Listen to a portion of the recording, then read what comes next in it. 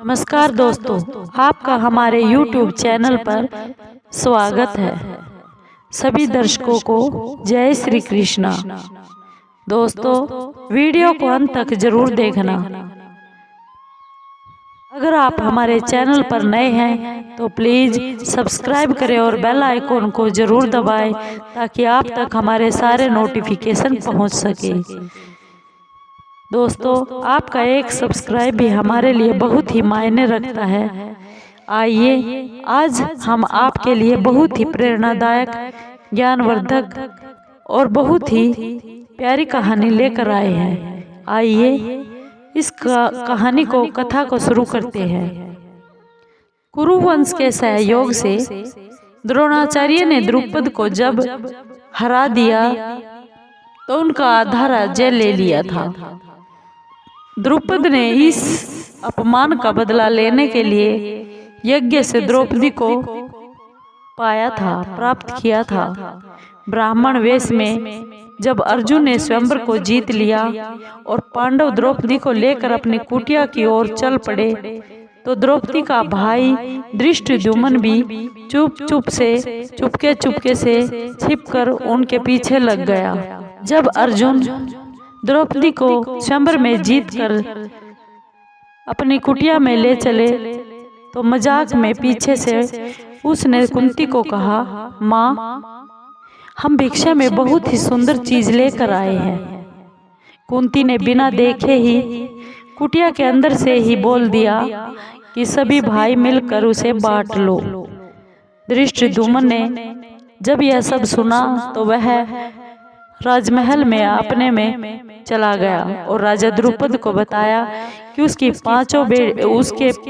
बेटी से वे पांचों पांडव विवाह करने जा रहे हैं। इस बात को सुनकर द्रुपद को बहुत क्रोध आ गया, किंतु इन पांडवों से वह पहले हार चुके थे, इसलिए युद्ध करने की हिम्मत नहीं हुई और अब तो बेटी भी दे चुके थे। इस चिंता में द्रुपद राजा बहुत बीमार हो गए और सोचने लगे, हे भगवान, ये कैसा विधि का खेल है, ये कैसा विधि का विधान है। वो बहुत ही चिंतित थे। जब व्यास ऋषि जी को इस बात का पता चला तो वे राजा द्रुपद के पास आए और एकांत स्थान पाकर द्रुपद जी से व्यास ऋषि ने कहा, हे राजन, आप व्यर्थ की चिंता क्यों कर रहे हैं? मैं आपकी ही शंका का निवारण करने के लिए यहाँ आया हूँ। आप इसे प्रभु की इच्छा मानकर स्वीकार कर लीजिए। व्यास ऋषि ने कहा, हे महाराज द्रुपद, आप अपनी शंका और शोक को त्याग दीजिए। द्रौपदी के ये पांचों पति कोई साधारण नहीं है, ये शापित इंद्र है। द्रौपदी भी इसी प्रकार की आत्मा है। द्रौपद के बार बार अनुरोध पर व्यास ऋषि ने उन्हें कथा सुनानी आरंभ की। एक बार 5 इंद्र बहुत अहंकारी हो गए। वह किसी का मान सम्मान नहीं करते थे। एक बार तो उन्होंने रुद्र का भी, भगवान शिव का भी अपमान कर दिया। रुद्र उन पर बहुत ही क्रोधित हो गए। रुद्र ने उन्हें श्राप दे दिया कि उन्हें देवताओं का अहंकार हो गया है, इसलिए तुम पांचों को धरती पर मनुष्य रूप धारण करना होगा और सांसारिक कष्टों को भोगना होगा। रुद्र ने कहा, तुम मानव रूप में धर्म, वायु, इंद्र और दोनों अश्विनी कुमारों के अंश रूप में जाओगे और इस धरती लोक पर तुम्हारा विवाह स्वर्ग लोक से उतरी लक्ष्मी के मानवीय रूप से होगा। वह मानवीय रूप द्रौपदी का होगा। व्यास जी बोले, रुद्र ने उन पांचों को श्राप दे दिया, लेकिन पांचों के विवाह के लिए अलग अलग पत्नियों का नाम नहीं कहा। इसका भी एक कारण है, वह भी आपको मैं बताता हूँ। द्रौपदी ने इस जन्म में आने से पहले भगवान शंकर को प्रसन्न कर एक वरदान मांगा था कि मेरे पति रूपवान हो, बलवान हो, बुद्धिमान हो, धर्मनिष्ठ हो और धनुर्धर हो। इन गुणों में से वे संसार में सब सर्वश्रेष्ठ हो। उनकी बराबरी करने वाला कोई संसार में दूसरा ना हो। द्रौपदी की बात सुनकर भगवान फिर बोले, पुत्री, इतने सारे गुण एक साथ एक व्यक्ति में तो मिलना संभव कभी नहीं हो सकता।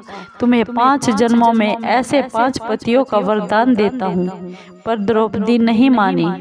वह जिद पर अड़ी रही कि एक ही जन्म में उन्हें ऐसे 5 अतुलनीय गुणों वाले पति का सुख चाहिए।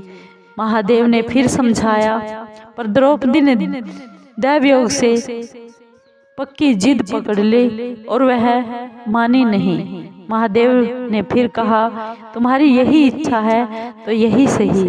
तुमने 5 वर मांगे हैं तो तुम्हारे 5 पति होंगे।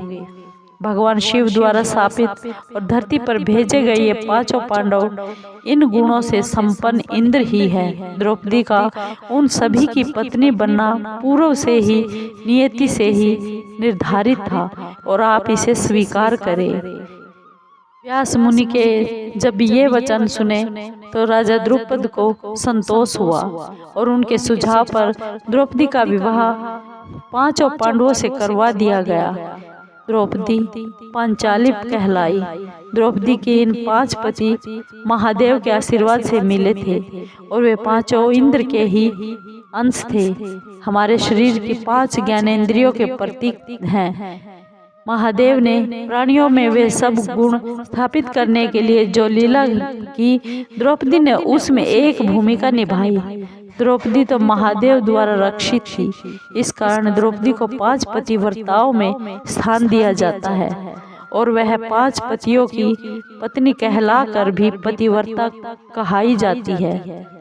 दोस्तों, आपको ये वीडियो, ये कहानी कैसी लगी? अगर आपको ये कहानी अच्छी लगी हो तो प्लीज़ लाइक कीजिए, शेयर कीजिए, सब्सक्राइब कीजिए और कमेंट ज़रूर कीजिए ताकि आपके कमेंट हमारा हौसला बढ़ा सके और हम आगे प्यारी प्यारी अच्छी प्रेरक कहानियाँ आपके लिए ढूंढ कर ला सके। नमस्कार दोस्तों, धन्यवाद।